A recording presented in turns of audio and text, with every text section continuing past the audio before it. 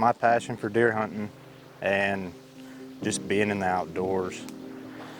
From when I was a little kid, my dad used to take us to these, archery tournaments and stuff like that, and we loved it. It was something we did every weekend.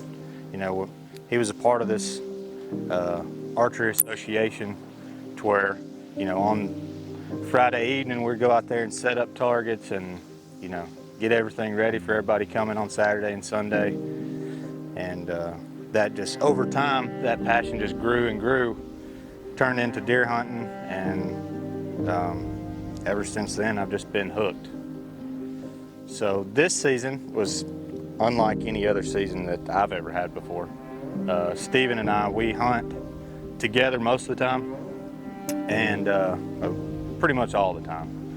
But this spot that we're hunting, this big 10-pointer, we had him on camera all summer long, and the spot we got back this year, we lost it 4 years ago. And I've called the homeowner every year since, talked to him. We've got a great relationship, and he finally gave us the go-ahead to come back in there and hunt this year. So that was just, there's so much deer sign down there, and there's all kind of deer over there. And so that was just a great joy for us to be able to go back over there and hunt. And so we got our cameras out, we started feeding in the summer, started getting pictures of this 10-pointer, and it seemed like every picture we got, he just kept getting bigger and bigger. So, our hopes are high the whole season leading up to when I, harvested this deer. And but the only pictures we got were at night. He didn't daylight at all until November probably. And so we hunted him real hard through bow season, through September, October, and then come November, Chris, Bo, Jimmy, and Steven were going out to Illinois like they do every year, go hunt public land out there. And just so happened that weekend, I think y'all left on a Saturday, that weekend that they left, he daylighted. Got the first daylight picture of him. We were pumped up. I hated that everybody was gone, but that's just kind of how it worked out. And then on November 13th, I'd been hunting all day, and the whole season, me and Steven have been putting in all-day sets on this deer because it came out. We thought it was him. It's hard to tell because we couldn't see much of his rack, but he came out one day in the daylight, early November, at about lunchtime. So, we've been putting in all these all-day sets and just as hopes that he would just show up. So, turns out on November 13th, that was a Sunday evening, me and Steven had been talking that morning, texting back and forth. They were hunting in Illinois, and I was hunting down there.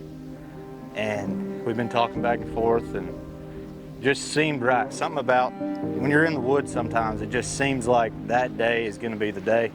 And that's what I told him that morning. I was like, this just feels like it feels right. I had the good wind.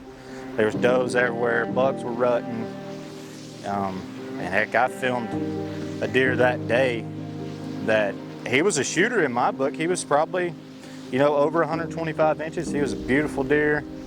He gave me multiple opportunities to shoot him. And luckily I passed on him. And hopefully he'll come back next year and just be a giant. But yeah, so that evening, I think it was around 5 o'clock, he came out, and I got the camera on him.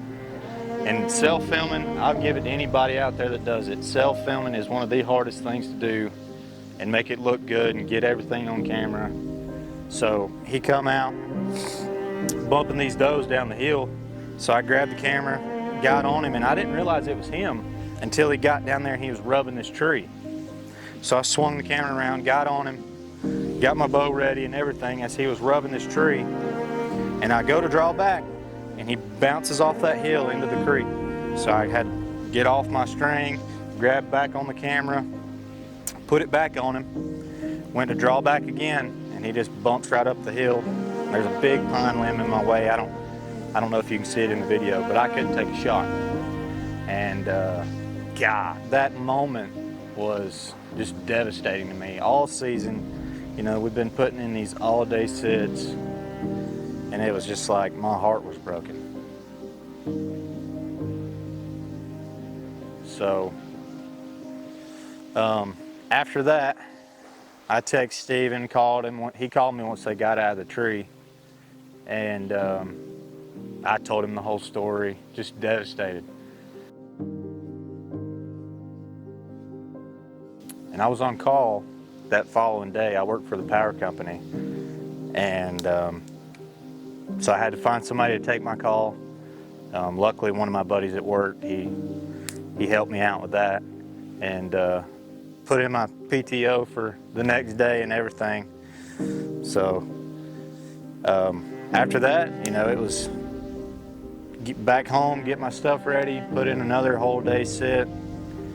You know, I packed my lunch, ate my lunch out of the deer stand. You know, it's hard. It's really hard to do all day sits, and you know, sometimes you just have to, and it pays off. But sometimes it don't, and you want to get down at lunch and just go to the house, but you just got to put in the work and stay there, and you know, just sit through it. So Monday, while they were still in Illinois, so talking about, you know, what happened yesterday and me not getting to shoot the buck that I've been hunting all year. And it was just surreal. It was kind of like, you know, everything was on the line. If he didn't come out that day, I'd have just been so devastated. But luckily, 5 o'clock, does running everywhere all day, deer just moving like crazy. And he comes bouncing down that hill once again, following a doe. And this time it was a lot faster.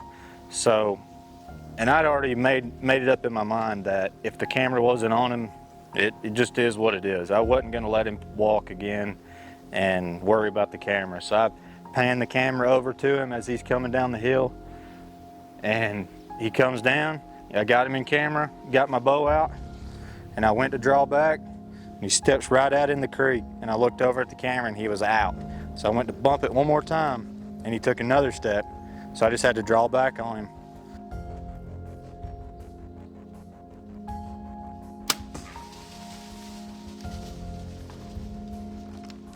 Made the shot, and once I shot, he was standing in the creek, broadside.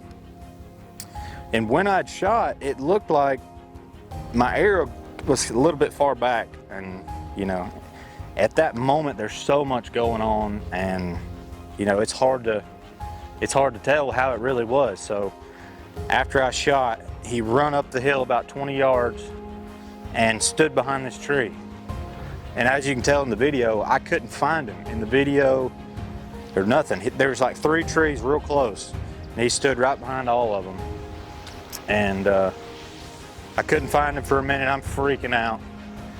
So he finally steps out a little bit, and I can see him. And I seen some blood coming out of him, but I just couldn't tell how the shot was. So, and this little spot we're hunting, you know, they're suburban deer, you know, it's a suburban area. So if that deer was to run off the property, you know, we might not get a chance to go get the deer. So he steps out in front of that tree, and I think he was somewhere around 40 yards there. He starts walking down, kind of down and away from me. And I'm still freaking out, don't know what to do. Do I need to shoot again? Do I not? Is he gonna fall? I mean, he looked hurt. He was definitely hurt. And so I just made up a decision, knocked another arrow. And at this point, he's up in another tree, which was hanging real low. And it was 52 yards, and I'd shot, and it went right under him. And he took a couple quick steps and hit the ground, and which I knew I'd missed him on the second shot, but he fell and hit the ground, and the rest is history.